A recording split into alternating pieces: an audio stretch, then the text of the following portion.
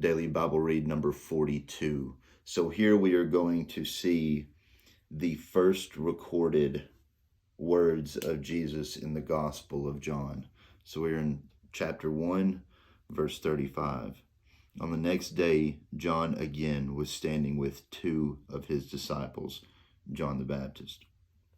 And he looked at Jesus as he walked, and he said, "Behold, the Lamb of God."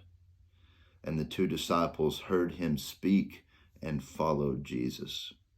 I want to point something out here that John the Baptist has gained so much respect from his two disciples, those who he was training up, that as soon as he said, "That's Jesus," they just went. There was no questions recorded, nothing. They just immediately followed Jesus.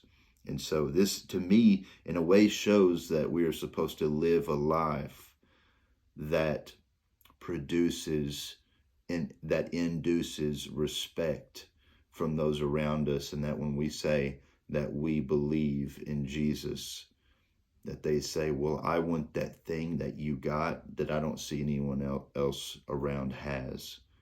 And so what is that? And then you say, "My Lord is Christ, and here he is." They just, if they have ears to hear and a heart that is softened, then there they go following him. So verse 38, and when Jesus turned and noticed them following, he said to them, Christ said, "What do you seek?"